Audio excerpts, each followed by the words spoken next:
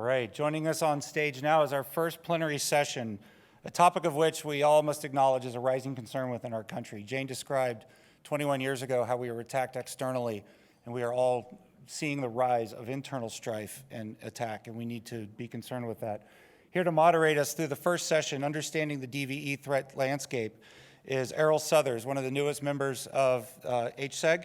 Errol is the Associate Senior Vice President of Safety and Risk Assurance at the University of Southern California. He's held a variety of Homeland and national security assignments, including as an FBI Special Agent, California's Deputy Director of Critical Infrastructure, Assistant Chief of Homeland Security and Intelligence at the Los Angeles World Airports Police Department, and a Santa Monica police officer. Errol, with that, please guide us through this conversation. Thank you.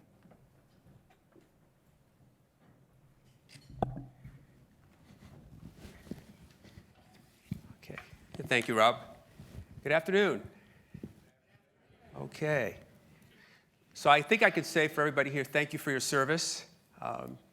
I'm delighted to be here, honored to follow my mentor, Jane Harmon, who's now a presidential scholar in residence at USC and has known me for about 20 years of my career through half the jobs that Rob mentioned. So it's always great to be here. I'm just going to say, why do I have two things up here? So I get to LAX yesterday, and I got a 22-year-old daughter. She says, Dad, use the boarding pass on your phone. So I'm going to do that. So I get there, got the phone, I'm all set. I get up to the TSA officer, and I scan it, and he goes, it's not working. So I look at it, it says, no internet service. So the guy behind me, he's a real smart aleck. He goes, hey, always bring the paper. iPad, paper. So how did we get here? DOJ's Domestic Terrorism Executive Committee, created more than 25 years ago in response to the Oklahoma City bombing, was scheduled to meet on September 11th, 2001. I lost friends that day. You lost friends that day. The committee never met. The committee didn't meet again for 13 years. Eventually, the committee met quarterly for the last 2 years of the Obama administration. Understanding the urgency of DVE, it was only 3 months after Attorney General Merrick Garland was sworn in that we were presented with what became the National Strategy for Countering Domestic Terrorism. That document concluded domestic terrorism is both persistent, evolving, and the result is a complex, multi-layered collection of societal dynamics. As the strategy in that document recommends, even as we look to address these underlying dynamics over the long term, we must focus intensely on the threat of violence that faces us now. I'm joined by my very esteemed colleagues representing the necessary intergovernment, interdisciplinary, academic, and private sector analysis and response to understanding the DVE threat landscape. I'm going to pose them some questions, and you're going to join in.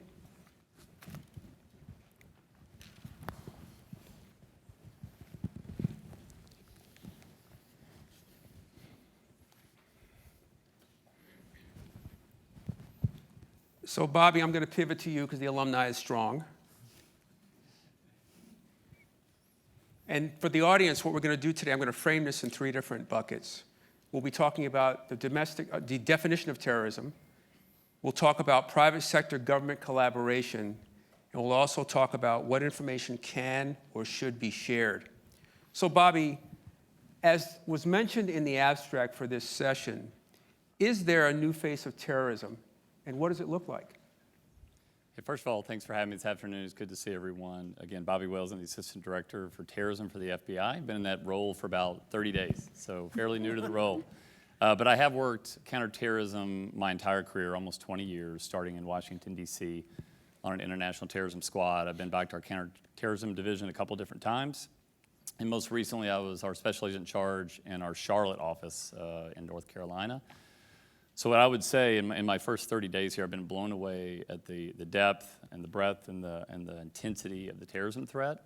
When I first came in, obviously, I've seen since in the last almost 20 years the evolution of the counterterrorism threat, both international terrorism and domestic terrorism. Obviously, after 9/11, when I came in, and we were very focused on Al-Qaeda, for the first few years after 9/11, and then it shifted. We saw AQAP around the 2008 timeframe, and that's when we started to see the use of the internet, the use of propaganda, and those types of things to recruit individuals to commit terrorist acts. And that's when we really first started to see homegrown violent extremism on the international terrorism side. And then we really saw it start to shift in 2015 and 16. That's where we saw the use of the internet, the use of social media, but more importantly, the use of encrypted apps from ISIS to recruit people to commit terrorist acts, and then shift to where we are today. And then from the domestic terrorism perspective, again, that's nothing new. I think, other than 9/11, our worst terrorist attack in our history was in 1995 in Oklahoma City, right? Anti-government terrorists. I think a lot of you in the room are very familiar with that. And we have evolved in the domestic terrorism threat, I think, to where we are today. And a couple things that I would point out. It's become more international. When we're talking about international terrorism, we know that we've had groups overseas who try to inspire and motivate individuals to commit terrorist attacks. We're starting to see that on the domestic terrorism side as well, where we're seeing individuals using encrypted apps and social media and other methods to communicate, to motivate, and to inspire individuals to carry out terrorist acts. We're seeing that all over the world with our European partners, with our Five Eyes partners, et cetera. So the challenges that I'm seeing now, I think both on the international terrorism side and the DVE side, it's the lone offenders. Not as much the groups, but the lone offenders. Like, who do we not know about, right? Who is using an encrypted application to talk to another individual about carrying out an attack?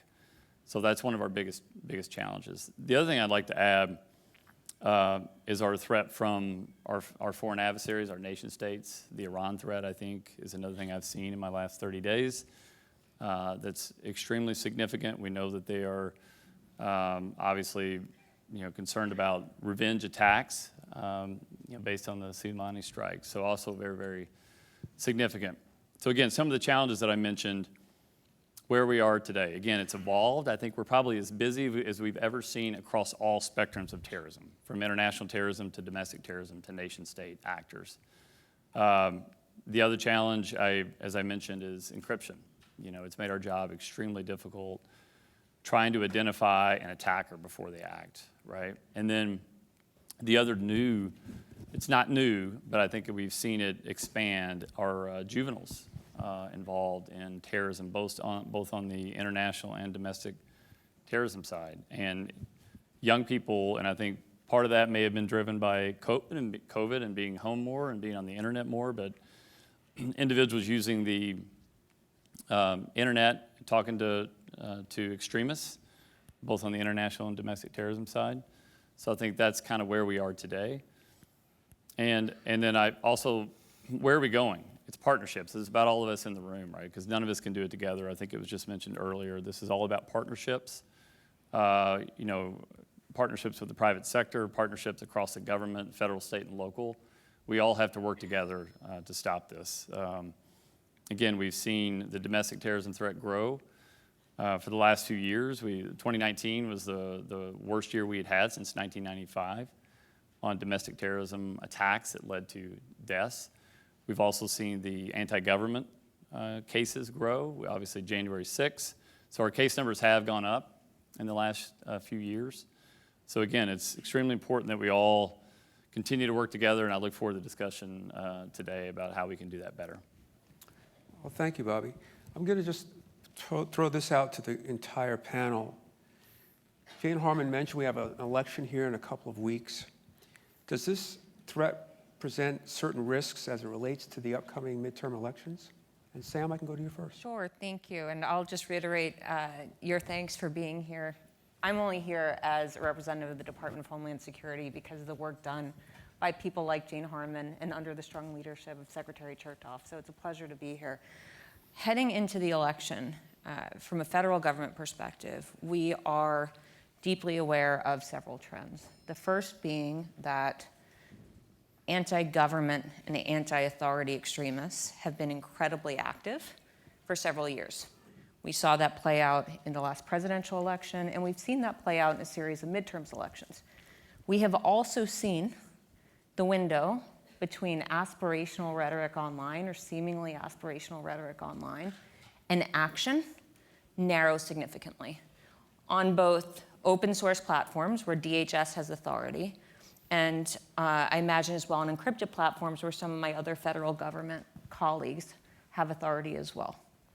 So we know that there's a historical basis for violence associated with elections. At the same time, anybody with a Twitter account or a Facebook account or who watches the news is aware that myriad conspiracy theories continue to proliferate with various narratives associated with false claims about the election, which again have a historical basis in fomenting clear and credible violence. So heading into November 3rd and looking 2 years down the road, yes, we are certainly very focused on what we consider to be an incredibly heightened threat environment. Because of all of that, what we are doing at the department in coordination with all of our partners, in particular through the Cybersecurity Infrastructure Security Agency, is doing everything that we can to protect critical infrastructure, which is the election security infrastructure. The interesting thing and unfortunate thing during my time at the department has been that the range of assets and resources that we have to think about as associated with that critical infrastructure has expanded.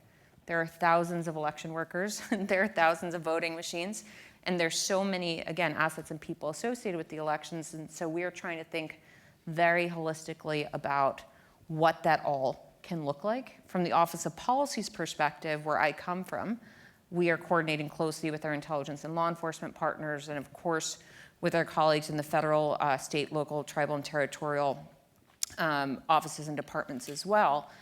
But what we're also doing is at the front end trying to prevent violence before it occurs. And within my team, there's something called the Center for Prevention Programs and Partnerships, or CP3. CP3 was launched in May of 2021 by Secretary Mayorkas. It is an evolution of previous countering violent extremism efforts at the Department of Homeland Security, and is focused on preventing violence at the earliest possible stage. So while, of course, supporting the First Amendment, free expression, et cetera, what CP3 seeks to do is when an individual is making what may be a threat of violence and or engaging in other concerning behaviors that may indicate that that person may be going down a pathway to violence, to try to get help at the earliest possible stage. And that pertains to election-related violence. Mm-hmm. It pertains to school shootings. We saw another horrific attack in St. Louis today that's being actively investigated, I believe, by the Bureau and other partners. But the goal is, and I'm going to come back to something that Jane Harmon said in her opening remarks, but government workers alone cannot keep our country safe. And via CP3, our goal is to work with partners like Chris and HCMA, Vidya at Moonshot, Seamus, and others to educate people on what the threat may look like and how to seek help at the earliest possible stage, whether that be through a coach or a teacher or a faith-based leader, and again, where appropriate, law enforcement. And so in closing, as we think about security through partnerships across the country, while we are in this incredibly heightened threat period, we are doubling down on our partnerships. DHS cannot be everywhere, should not be everywhere, and we need to work with all of you to get information out there on what is concerning behavior, how to seek help, and to build confidence that doing so will avert tragedy. Thank you, thank you. You know, you brought up this private-public partnership, and I want to pivot to Vidya, if I may. Vidya, as you think about the upcoming election and reflect back on January 6th, what kinds of tools and what kinds of research are you doing that can assist in this effort to enhance our protective countermeasures? Thanks, Errol, and thank you. Yeah, echo all the thank yous for inviting us to be on this panel. As Sam mentioned, we're a private sector company working in partnership with the federal government, but also working at all levels of government with states, with cities, and particularly we're working on two things. One is to track and identify threats of violence emanating from domestic violent extremist actors or groups. And then we specifically also work with governments to intervene. So we work to actually reach out to individuals that are demonstrating through their online behaviors risk indicators that lead us to believe that they are on the radicalization pathway, and we work to actually get them the kinds of support that Sam mentioned to de-escalate them from violence. And in particular, the work that we've been doing over the last 8 months is providing states and cities with a monthly threat bulletin. And we're basically aggregating data over the course of the month on domestic violent extremist spaces online. And I want to be really clear here what we're talking about online, because obviously there's very valid concerns about constitutionally protected speech. We are explicitly looking at spaces that are promoting extremist or terrorist content, which falls within the definitions that have been developed by DHS and also the FBI. We use a hybrid around definitions that spans the interagency, largely because there isn't necessarily coherence, and we need to do what we can to supply data that will meet a range of needs across different levels of government. But we hold ourselves to really strict thresholds for inclusion in our analyses. What we do is we look across over 20 platforms that covers not only mainstream platforms like Facebook, Twitter, Telegram, some of the platforms that many of you might use for your own social needs. But we also look at a range of fringe and niche platforms, the sort of spaces that many of you may not actually be using on a day-to-day basis. Platforms like Odyssey, BitChute, Kiwi Farms, 4chan, 8kun, the list goes on. And what we do is we geospatially map data specifically assessing risk of violence, so where we think online chatter is most likely to spill into offline violence. The intent behind this service was to really fill a gap. Specifically, actually, our first interactions were with fusion centers around this risk. We were looking at the gaps that fusion centers are experiencing when they are trying to understand the risk of violence spilling from the online space into offline violence. And what we found was fusion centers were telling us, look, we don't, well, depending on the fusion center, they may not even have 2 analysts who are able to parse through this data. And so they're using off-the-shelf tools, in many cases, tools which were not explicitly designed for counterterrorism purposes. So in many cases, those tools actually go out into the wild west of the internet and try and pull as much data as possible, and then try and make sense and identify potential risks of violence. What we decided to do was build technology that was specifically designed for the purposes of dealing with violent extremism and terrorism. So we're not going out and hoovering up as much data as possible, especially thinking about constitutionally protected speech. We are looking explicitly for individuals that are engaging with a range of pieces of content online that we have defined as being affiliated with domestic violent extremism or terrorism.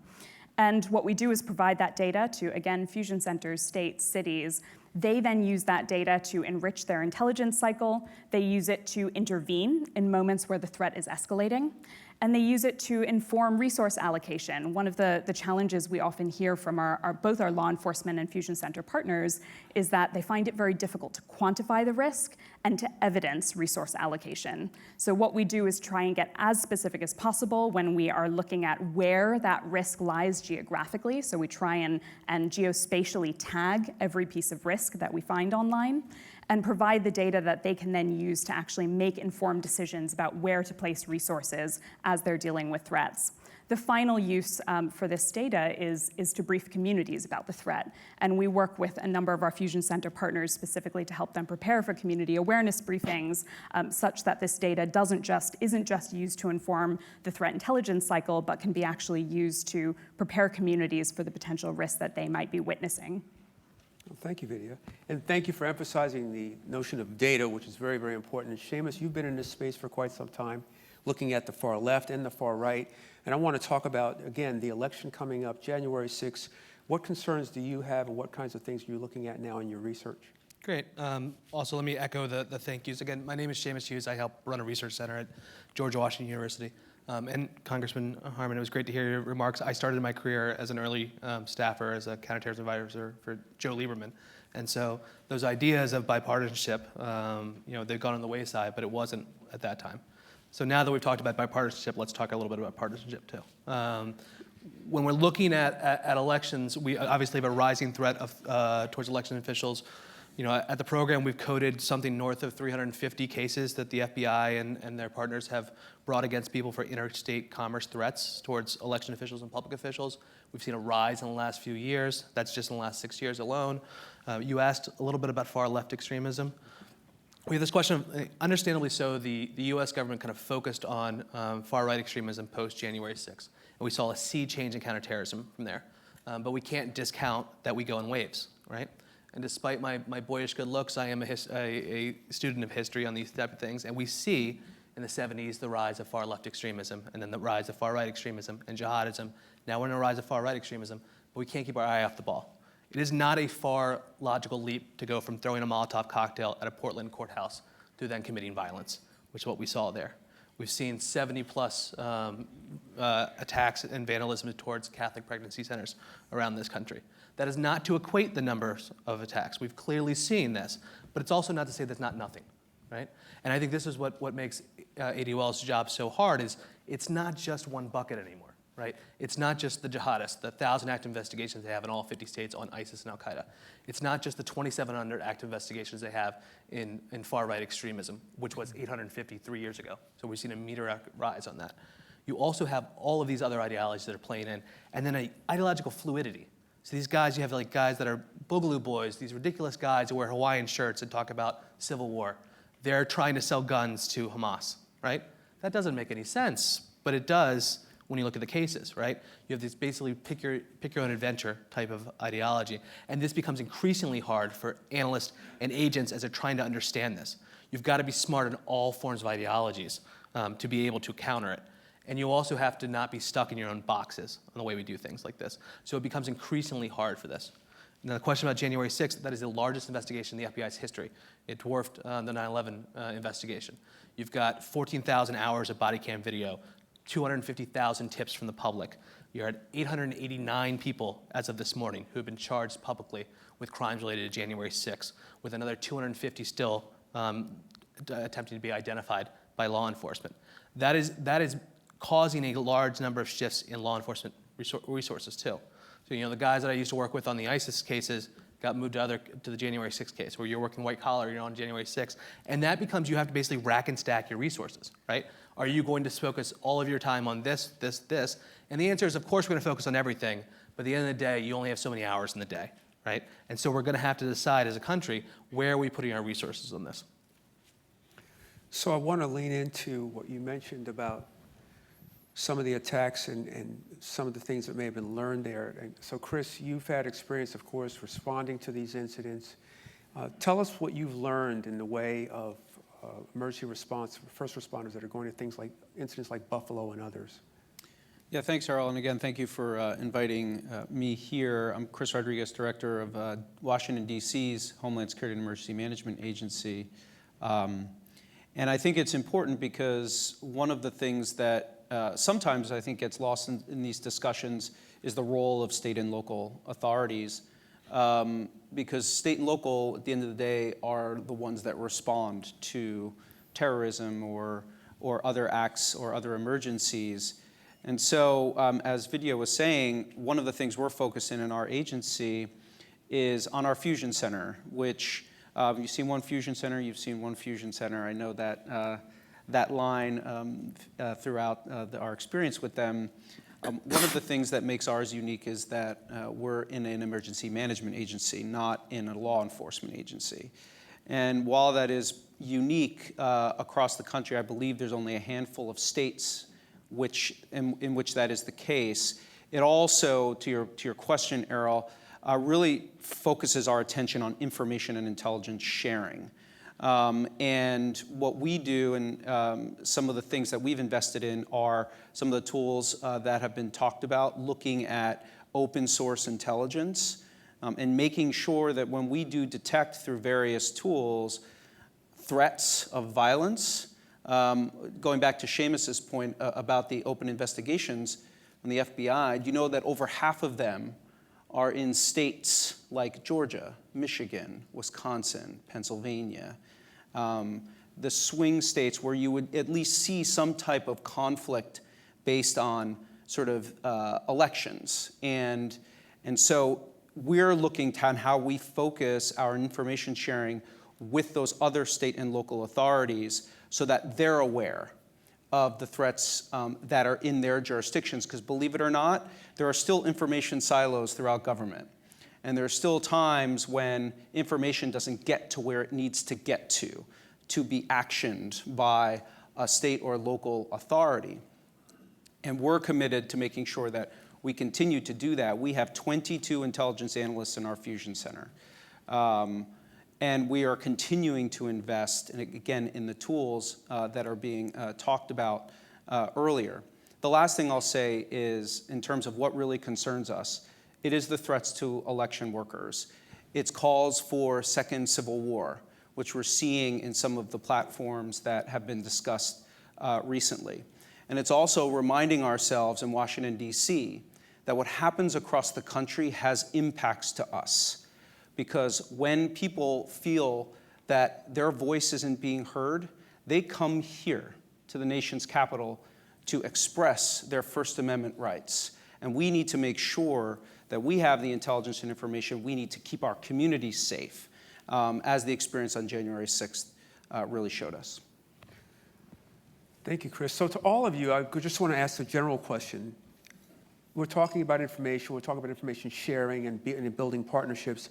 How does this information get communicated to our law enforcement partners? And has anyone here, I'm going to dare ask, have what might be a best practice in that space?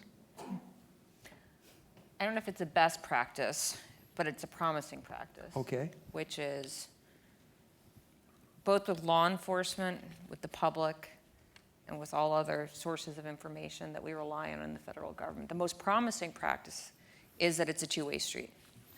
In that, in today's threat environment, intelligence officials alone, law enforcement alone, cannot get all the information that's needed to keep this country safe.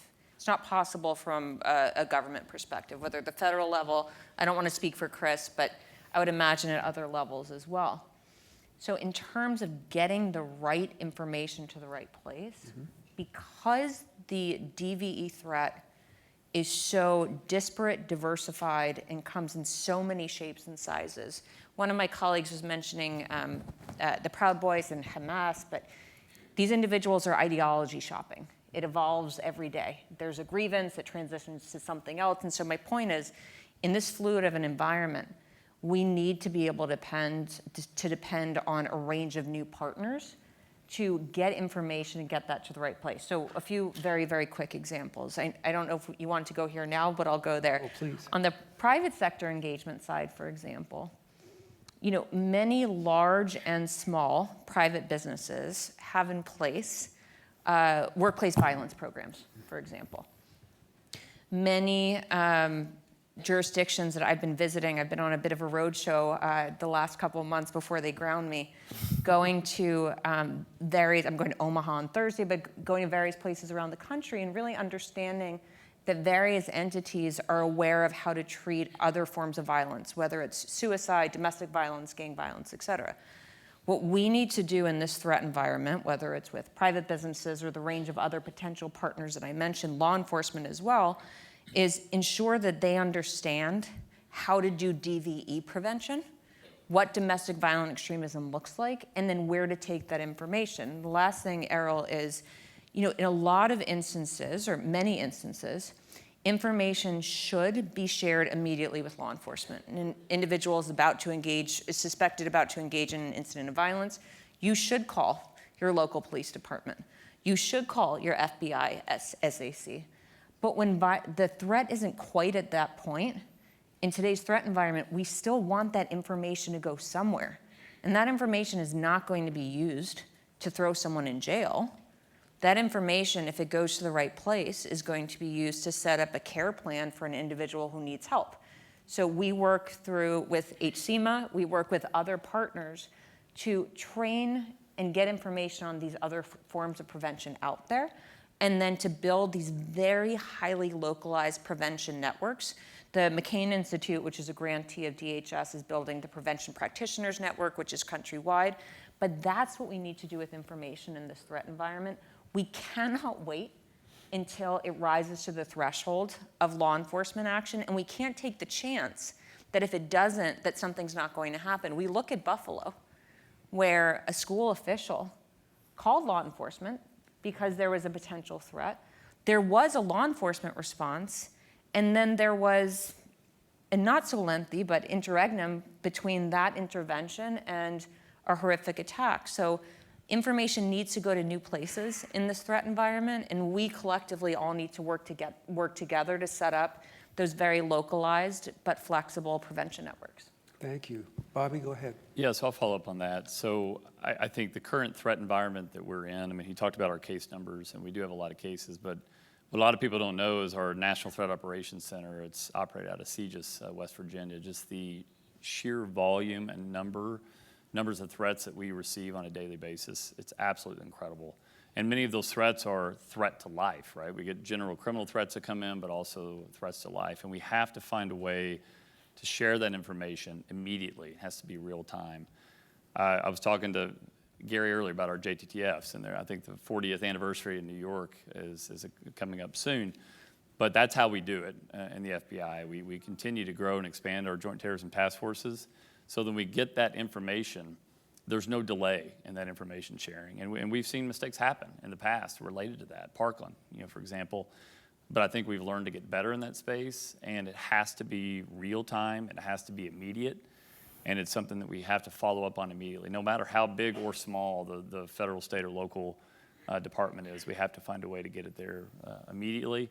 And then on the private sector perspective, I know that's extremely important. I mean, we have full-time private sector coordinators in the FBI at every single field office across the country. And when things like Buffalo happen or other things happen, it's trying to immediately reach out to our partners through InfraGard or DSAC or some other programs that we have, and exchanging information, sharing information about what happened, what we learned from that, and then what we can do better, and then hearing back from our partners about their opinions on how we could do better. Mm-hmm. Vidya, go ahead.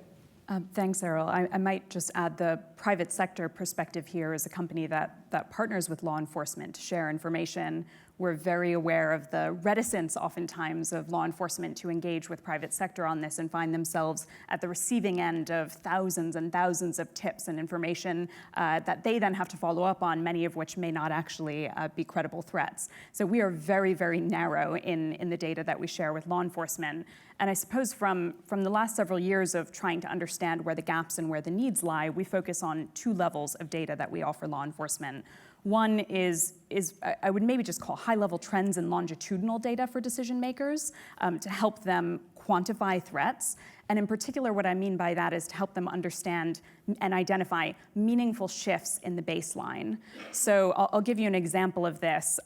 We monitor threats against 1,900 potential targets across the country. And what we find, and perhaps surprisingly, perhaps unsurprisingly, is that the Jewish community are targeted more than any of the other groups that we monitor within that 1,900 targets. But there are other escalations in activity which also require law enforcement resources to be allocated at various points in time over the course of the year. And I'll give you an example here. After the Buffalo attack in May, we found threats against the Black community over the course of May increased by 39%. And that's across, I mentioned earlier that we cover over 20 platforms and spaces, which we would qualify as being domestic violent extremist spaces online. 2 days after the Uvalde school shooting in May, we tracked a 430% daily increase in threats of violence against the police. After a series of violent crimes in Tennessee, which many of you may have read about last month, we saw a 25% increase in calls for a race war between blacks and whites. And we are currently tracking threats of violence against the FBI. During August and September, we saw another meaningful shift in the baseline. We saw discussions of the FBI within domestic violent extremist spaces online increase by 104% in those 2 months. And we're tracking this now as this develops, specifically to try and identify credible threats of violence. But when it comes to actionable intelligence, the kinds of data which would require an active intervention by law enforcement, I would say it's in the handfuls of moments where we've actually handed data over because we believe that the threat is specific, imminent, and requires an immediate intervention. And that's of millions of data points that my team are analyzing on a monthly basis. So it really is a small number when it comes down to those actual cases which require law enforcement action. Thank you. Thank you. Chris, go ahead. Yeah, and I also think these are great points. Also, in terms of, I don't know if it's a best practice, but I think it's something that's tried and true. It's just getting back to basics, knowing your counterparts. We tell our analysts in the Fusion Center to make sure that they know who their counterpart at Capitol Police is. who their counterpart in the JTTF is, and what squad they should be sort of talking to. And I think if you can develop those relationships, as we've been talking about throughout this panel, someone's going to pick up the phone when they see something, right? Whether it's INA sending a liaison officer to our fusion center, which it does, whether it's Sam's team reaching out to us on CP3, which we're now building a program around that. So thank you very much, about sort of terrorism prevention to the left of boom. That, I think, is a tried and true strategy, and it is very difficult in the District of Columbia because, and people in the audience can correct me if I'm wrong, but I believe the latest number of law enforcement agencies in the district is about 47, which includes, state and local, state, which we consider DC a state, and federal. But then we're also part of a region. So think about Northern Virginia and Prince George's and Montgomery counties. Again, making sure that we have those connections and those relationships, and we're also going to them. It's really good to go to your partners as well. And we do deploy people forward so that they can build those relationships in their house. And that we find is a very good strategy in terms of building those lasting information flows. Mm-hmm. Seamus, before I go to you, I just want to elaborate on that. We, at the University of Southern California, our Center for Religion and Civic Culture did a poll, and they asked people in this time of waning confidence in the United States government, if you receive information, who would you believe? And they said, my faith-based leader. So we actually worked with our faith-based community, and we put together an app. Now it's out there. I believe it's called Disasters and Religion, and it's free. And we gave information to first responders as they go to different faiths, what they should or shouldn't do, say or shouldn't say when they're engaging people, to give them information, because we believed our best way to get information out, whether it's a fire, flood, earthquake, active shooter, was to go to our faith-based leaders in the community, tell them, and have them work with their congregations. And we found that to be quite successful. Seamus, go ahead. Great. I apologize. We have GW Police, so that's one of the 47. That's right. It is. It is. Before I forget, and it's not just because Bobby's sitting next to me, I think InfraGard is a great example of information sharing, particularly as it comes to critical infrastructure. And the work that they've done, whether you look at the Zazi plot or any number of plots, was because of the outreach they did for InfraGard. In terms of best practices, I'm biased on one, and I think it works relatively well, which is DHS has centers of excellence, which they partner with universities, one of which is ours, but there's other much better universities like Errol's who work on these things. And DHS will say, listen, we don't understand, well, they all understand it. They won't say they all understand it, but they'll say, listen, would you mind looking at this, right? And then it could be X, Y, and Z. And those type of things, it allows us, we can do quick turnarounds on stuff like that. And my stuff isn't FOUO or classified, and I can get it out to a beat cop very quickly. And we make a hard push to make that one-page infographic, right? Something that a beat cop can understand relatively quickly on that.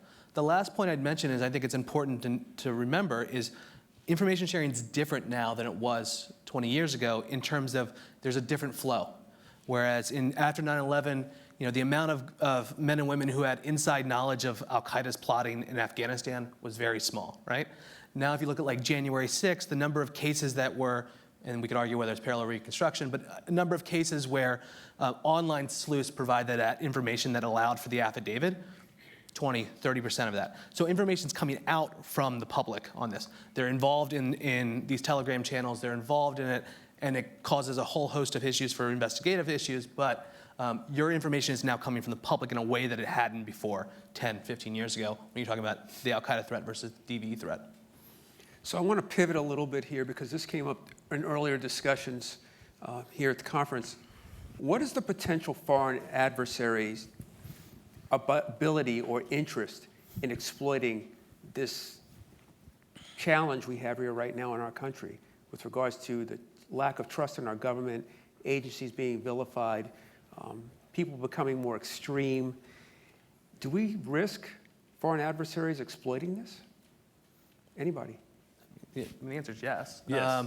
The problem is we can set our own house on fire and they just throw some gas on it, right? We're pretty good at rallying up our folks and having a level of polarization. And what happens is the Iran, the China, the Russia will throw gasoline on that. and look at those divisions and say, how can we do X, Y, and Z? And Bobby would know much better than me and much closer than me. But my sense is we've got to get our house in order too. At the same time, we've got these sophisticated actors that are exploiting those polarizations. Yeah, absolutely. We know our foreign adversaries are doing this. They're fanning the flames on social media. I would say especially Russia, but we see Russia, Iran, China, North Korea, et cetera, do it. I think Russia likes to sit back and watch the United States kind of tear ourselves apart sometimes. I think but they like what they're seeing, but they will definitely take steps to fan the flame and, on social media as well. And Errol, could I just jump in very quickly on that point and fully agree with all points made? The answer is absolutely yes. One point I might just caution us as we point the finger at foreign adversaries, especially as we're coming up to the midterms and coming up to 2024. In all of the work that Moonshot did surrounding the 2020 election, looking at domestic violent extremist mobilization, but also looking at the spread of misdis and malign information surrounding that election, we were desperately looking for interference by foreign actors. We were looking at coordinated or inauthentic behaviors online. And what really shocked me, genuinely surprised me in the work that we were doing at the time, was just how much content, dis, and malign information content was coming from domestic sources. Individuals who are likely citizens of the United States, based here in the United States, and oftentimes not even planning or plotting in a particularly sophisticated manner. We would find a very clear linkage between conversations happening in the public domain on platforms like 4chan, 8kun, where there were conversations and strategizing happening around deliberately pushing narratives that were affiliated with domestic violent extremist movements, were seeped in conspiracy theories and disinformation, and talking about how they were going to push it onto mainstream platforms and get it out to the wider public. And you could track narratives within the course of 6 days. You could track the kind of open strategizing happening on those platforms to the information being mainstreamed, hitting mainstream media, and then all of a sudden domestic violent extremist groups showing up on the streets to actually action it in real life. So I do want us, as we are constantly aware of the potential for foreign adversaries to exploit the situation, I also don't want to lose sight of the domestic challenge we face and just how much of this is coming from domestic violent extremist actors. Could I just add on to that? That's a great point, and one that, you take Russia, for example. If Russia starts putting disinformation on social or other parts of the internet, and then an American citizen sort of picks it up and begins perpetuating it, how do you counter that, right? I mean, I think that's a really good point. Talking about things that keep me up at night is our foreign adversaries' ability to obfuscate First Amendment rights and sort of their disinformation campaigns, which makes it very difficult for law enforcement and for the Bureau and for our federal apparatus to counter that. I mean, has anyone around here listened to 105.5 Sputnik Radio? That is a Russian covert action platform. I mean, I don't know if it's covert because they're pretty open about it, but if you listen to that radio station, there are messages in there that subtly and sometimes overtly really try to undermine U.S. policy and democracy writ large. And that's just one example of what it is we see every day and we consume every day. I don't listen to it, but, It's interesting, as you say, whenever we talk about foreign adversaries and we talk about terrorism, we had this, unfortunately, for the last 10 to 20 years, this profile that pops up, this image, and what we have to own now is the fact that domestic violent extremism is homegrown, and the profile looks very different as we go forward. I want to ask you all now, as we talk about this issue of terrorism and violent extremism, does that label really matter? Do people pay attention more if you say it's terrorism? Do they pay attention more if you say it's DVE? Do they know what the new acronym is? Is it resonating? Or are people just ignoring it because they think it's another way to label something that the government has made up? I think it matters. I think it really matters. I think that there is a need to call out this behavior for what it is. Now, between DVE and terrorism, that's a debate within the US government as well, but I think we need to put a label on it. I think that for too long and in too many places, this kind of rhetoric and this kind of behavior is getting a bit of a wink of a nod or not being taken seriously. And we're seeing the repercussions of that. And by putting these labels on these acts, by my law enforcement colleagues investigating them and prosecuting them, there are hopefully starting to be deterrents to this kind of behavior. That's a key focus for the administration and for my FBI and Bureau colleagues. But I think we all need to do that, whether it's any of the threats that are laid out in the National Terrorism Advisory System bulletin the DHS puts out, or many members, by the way, I'm sure many of you are familiar, know that we have a platform that members of the private sector can sign up to receive threat information called HISN. But we are very careful. I see my INA colleagues in the back of the room. We are very careful to call these threats what they are: terrorism, domestic violent extremism, and then to provide as much detail as possible about what the threat is, whether it's anti-government, whether it's racially and ethnically motivated, whether it's a hodgepodge, because we want people to be as aware as possible of what's happening and what the consequences are. Because otherwise, we risk another potential January 6th type incident if people don't think there are repercussions. That's at the national level. Again, going back to how diffuse this threat is, at the state and local level, we need the same kind of behavior from law enforcement, from all of our partners and from the private sector to call this out for what it is. And so I do think that this lexicon is very important. Thank you. Thank you. Yeah, I would agree with that. I think it does matter. I think when you see an incident happen, especially a mass casualty incident, the first question we're usually asked, the FBI when we're up there with the local police, is it terrorism? So I do think there is a demand from the public to know what the ideology or the motivation was for the attack. And I know obviously very quickly early on are trying to identify that. And so I think sometimes people get frustrated with it sometimes because it may take a little bit of time for us to say, yes, it was international terrorism or it was the DVE or something like that. But I do think there is a demand for it in the public, and we continue to see that. Okay, Seamus, I'm going to go to you before we tee up our poll question. Sure. Go ahead. I mean, at the risk of not being able to get on a plane, I think I would disagree. Only because, I've been studying this for 2 decades, and it confuses the hell out of me. Right? This idea of, I don't know why we have HVs and DVEs. Why couldn't we figure out an acronym that was a little bit different, right? And from the general public, you're trying to message against this. Homegrown violent extremism sounds like Americans, but we actually mean foreign-based ideology. Domestic violent extremism seems amorphous. It seems like misinformation, disinformation, hard to define. Terrorism, we can generally wrap our heads around. And so why it's so important when A.D. Wales gets called and said, is this terrorism? Yes. No, right? The problem is we don't have a structure of government in order to call a spade, right? For domestic violent extremism, we don't have a domestic equivalent for material support of terrorism that allows for a charge against terrorism in most cases.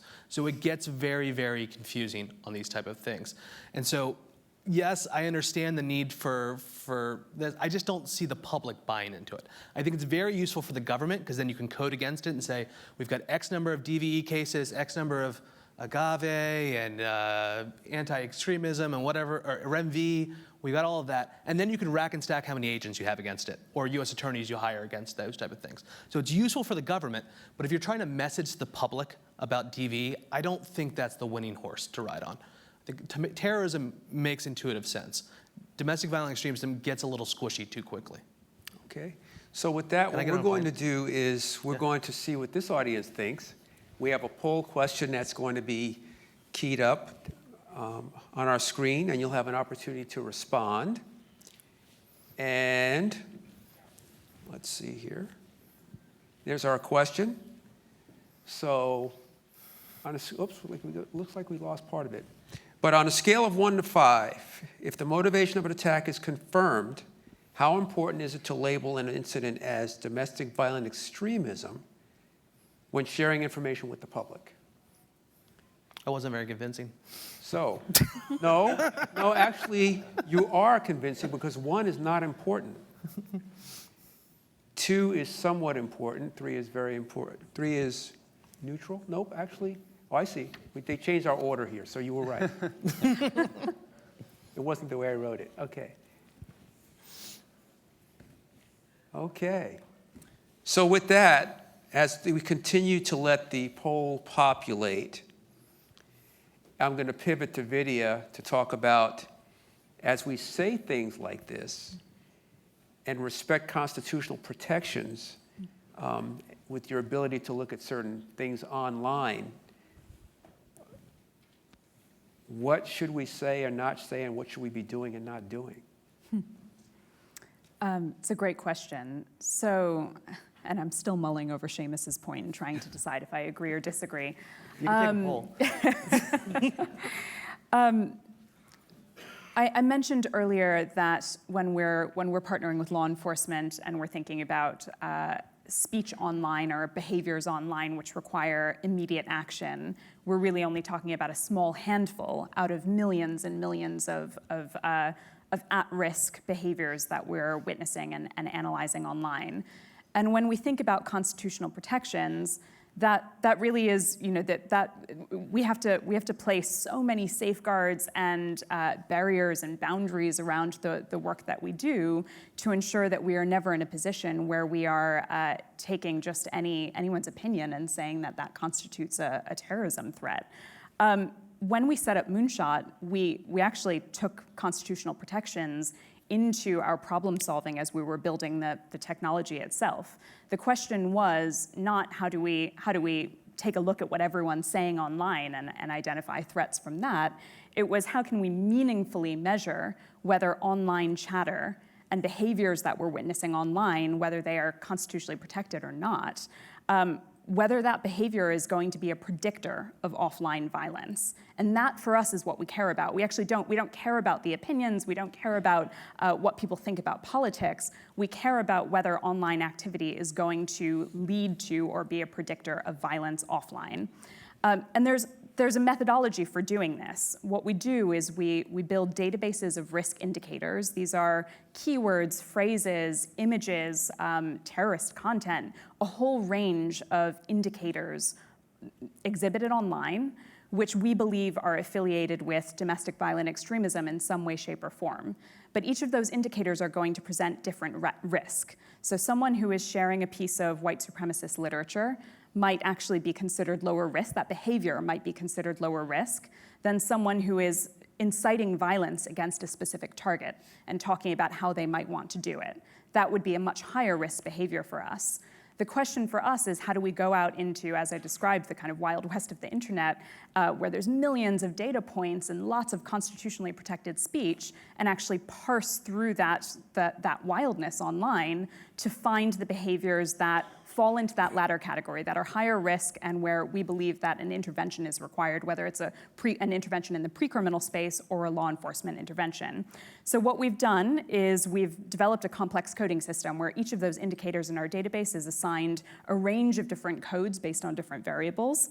And increasingly, we're using predictive modeling to understand and identify the likelihood that online engagement or behavior is going to correlate with offline violence.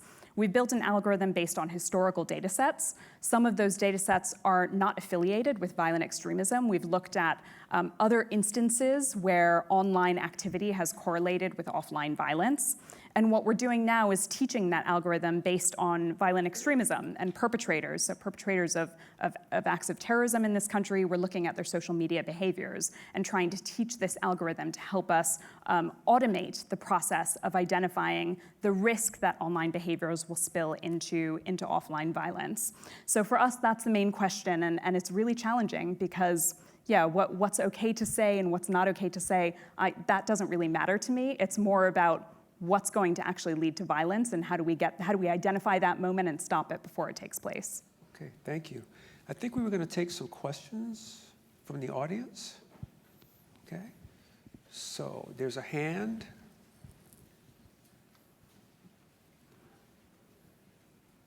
Following up on what you were just talking about.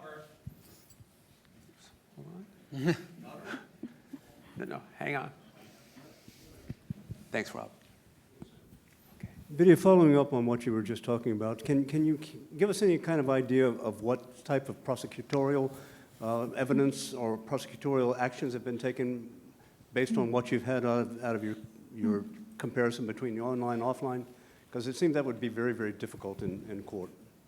So the answer to that question is no, in part because the data that we're using is largely used in the pre-criminal space. So we are using that data to try and identify moments where we can intervene before violence takes place. And at the point at which we identify, as I mentioned, a very small handful of behaviors online where we believe they pose specific and imminent risk, we hand that data over to law enforcement and we're not involved from there on. So I can give you a lot of information around what happens with the data in the pre-criminal space and the opportunities to actually intervene with potential perpetrators and change their behaviors, but that's a slightly different question. Okay, Yep. thank you. Next. Any takers? Ooh, okay, there's a hand here. Thank you. Yeah, thanks very much. One of the things that I'm sorry, Tom Warwick from the Atlantic Council. This goes, I think, to Vidhu and Sam in particular.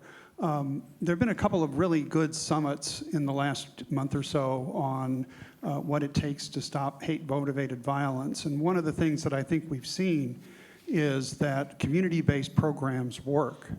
And there's now a substantial body of evidence that really does need to be transmitted to policymakers, especially appropriators, about the success of these programs. And so I wondered if either of you would care to comment on what is it going to take to scale up these programs to a national basis. It's obviously going to take a lot more money, but how do we get from where we are now, where we see what CP3's budget is, to what it's going to take to try to get these things at a national scale? What kind of plan or resources to get from where we are to where we need to be? I can kick off. Tom, thanks so much for your question. And as we have discussed, and I look forward to continuing the conversation over the coming months, in order to get where we need to get from a federal government perspective, both with respect to feds, so our CP3 regional prevention coordinators, for example, are deployed across the country. Each of them cover a few states at this point. We're seeking to hire more so that we have more concentrated support at the local level. We need more people. We also need more money, for example, to do things like expand our grant program. Under Secretary Mayorkas, our grant program, our prevention grants doubled to $20 million. Every year, we are significantly oversubscribed as it pertains to eligible applications. We also know from our grant program that incredibly promising practices are developed, one of which Chris and his team are working on. And we announced our new grantees at the White House Summit a few weeks ago, and could do a lot more with more funding. So the funding piece of it is quite significant. We continue to speak with members of Congress who, on the appropriations side and just more generally about what these resources actually go toward, and to correct misconceptions about what they don't go toward, so that people understand that our goal is to enable action at the local level in communities to prevent these acts of violence. So that's one big piece of it. The other big piece of it, and I'm going to come back to the slogan for this event, is we need more partnerships.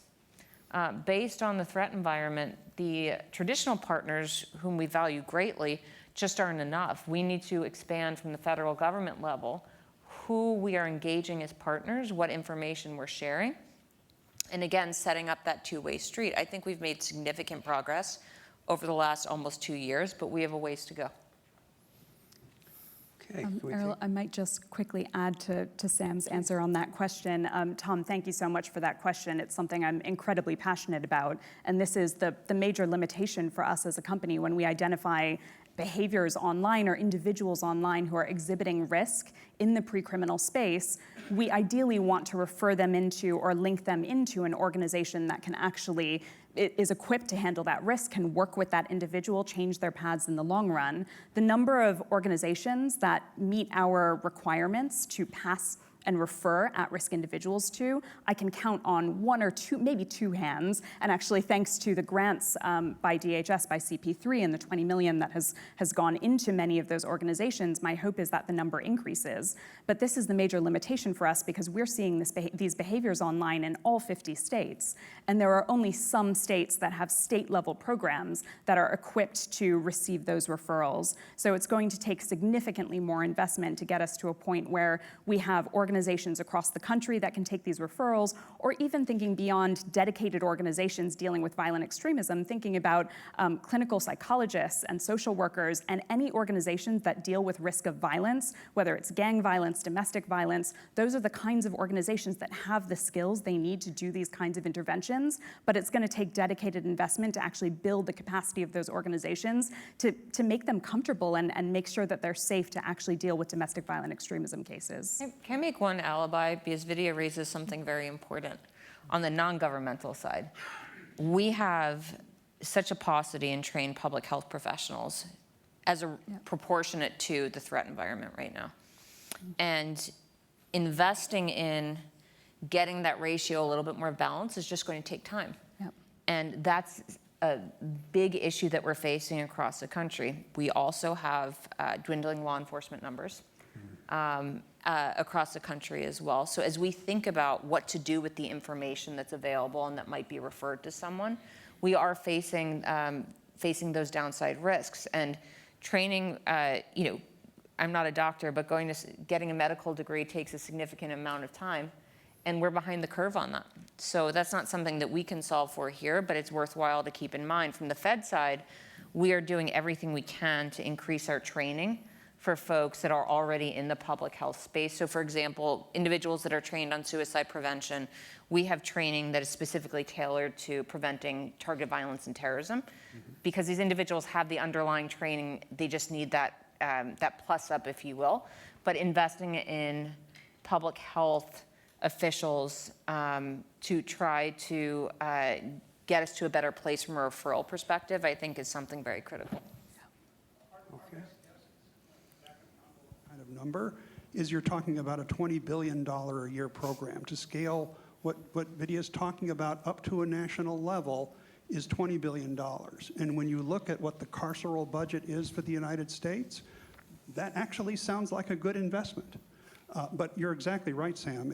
You need to persuade intelligent, motivated people to go into public health, which they will do if they know that there's a career for them.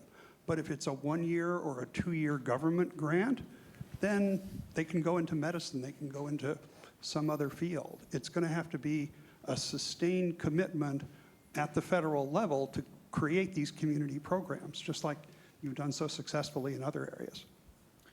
Yeah, there's definitely need for this, because what we find ourselves, as I mentioned earlier, the problem with juveniles radicalizing, right? So we go out, we do our investigation. There's not a federal charge. It's very difficult to charge juveniles in the federal system, and then sometimes there's not a state charge. But what do we do at that point? And we have the risk there, and we have to do something. So we find ourselves informally doing this. Going to the parents or the grandparents, going to the local social workers and counselors and sheriff's offices and police departments. So there's definitely need for this. We see it all the time. We're working with our behavioral analysis unit to try to formalize it better, but we're a long way off from where we need to be. Rob? Yeah, thank you, Errol.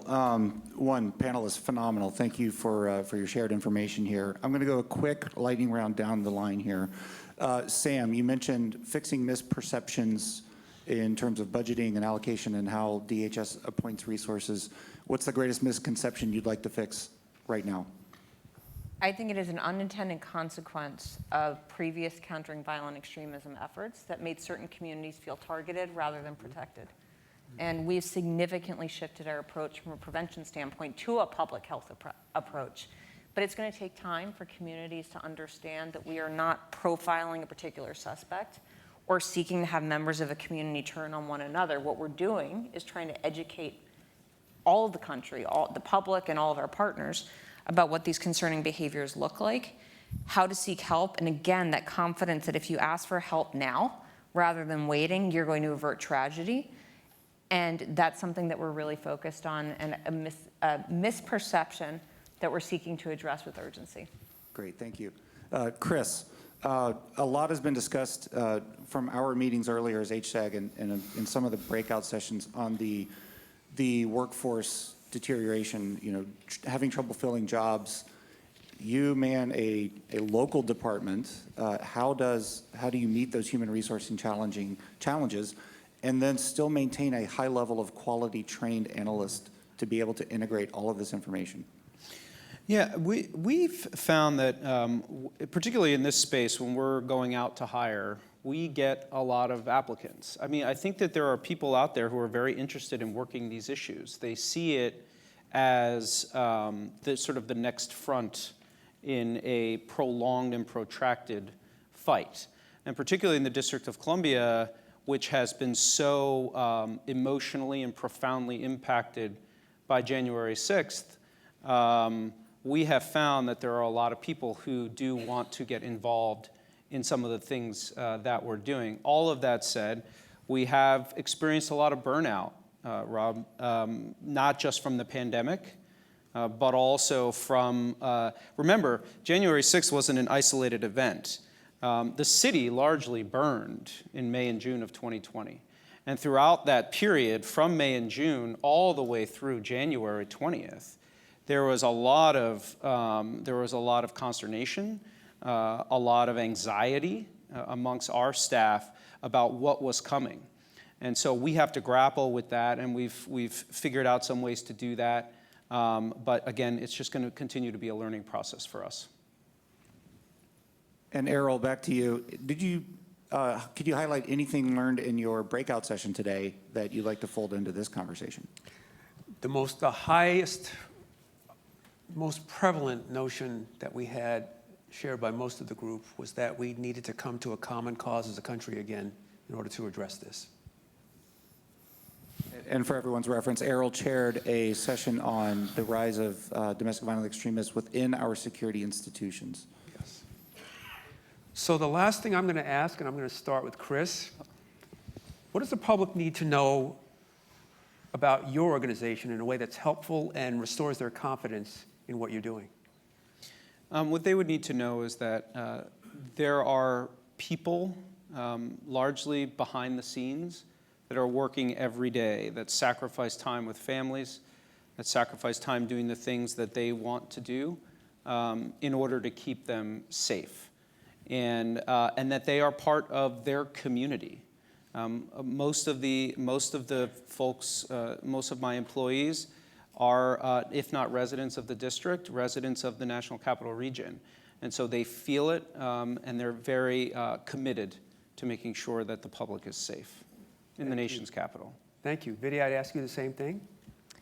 Well, the vast majority of the data and analyses that we produce are for our government partners. So much of it is confidential and doesn't actually go into the public domain. We do everything we can to produce scaled back versions of those same analyses that are for public consumption without the same level of detail that our government partners require, but with the minimum amount of information that's required to keep the general public abreast of what's happening within these communities online. So we're doing what we can, but there's limitations to what we can do as a private company, in part because of the confidentiality agreements that are in place with our government clients. Okay, thank you. Bobby? I'm not sure what you're talking about. We're not criticized at all, the FBI. No, Never heard. No, look, I'll be honest. It does sting a little bit when you hear all the criticism, but what our director always says is just keep your head down, do the work, and do it for the right reasons. And I used to get this question a lot when I was a special agent in charge out in the field. People would ask me, what is wrong with you?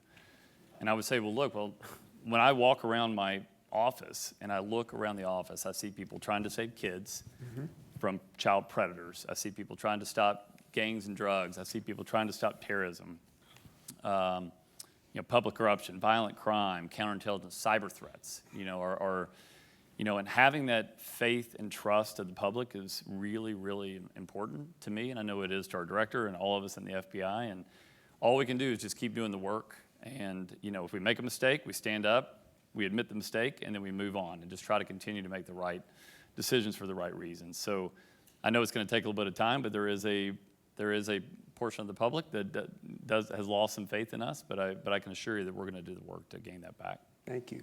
Thank you. Seamus? I think everyone should know that GW has a great master's program, and everyone should apply. Now that I've done that, I think there is a strong and enduring hunger for a nonpartisan, apolitical, just the facts, ma'am, look at violent extremism and terrorism in this country. And we have aggressively tried to do that since our founding 7 years ago. It's the reason why our January 6th data gets cited by Republicans and Democrats in both the hearings, because we don't put our finger on the scale when we opine. And you can get to the same answer without turning off half the room. And so I think, and I see this in law enforcement, they desperately want the information, but they want to trust the source. And so we try our best to put that information out. We've got 50,000 pages of legal documents on our website. We've got the infographics out there. We're always able to provide any information to anyone who asks. And we don't say no to anybody, right? And I think there's a hunger there for this country for that. Thank you. Sam? Two quick things. The first is with respect to the public, just we want and we need to be your partner. As I've touched on, for multiple reasons, we need the public thoroughly engaged in this threat environment, gaining awareness, accessing reliable information, and seeking help at the earliest possible stage to try to avert violence. And then Seamus reminded me of something that I should mention about DHS as well. We are ideologically agnostic. There is not a particular ideology that our talented intel team is only looking at. We are looking at the full range of threats against the homeland and allocating resources to address them. So those would be the two things I would note, Errol. Thank you. Well, I'm just going to say that you can see by this incredible panel, we certainly have the talent, we have the technology, we have the commitment. And I just want to thank all of you. I've had the honor and privilege of being at USC for 19 years now, spending 18 years of those 19 in the classroom. And Bobby, I have 5 former FBI agents, 5 former students who are FBI agents. And I have several people that are at FEMA and some of the 3-letter organizations. And you are the people they look up to. You are the people that I hope they aspire to be. And I want everybody here to give you an incredible round of applause for your contribution.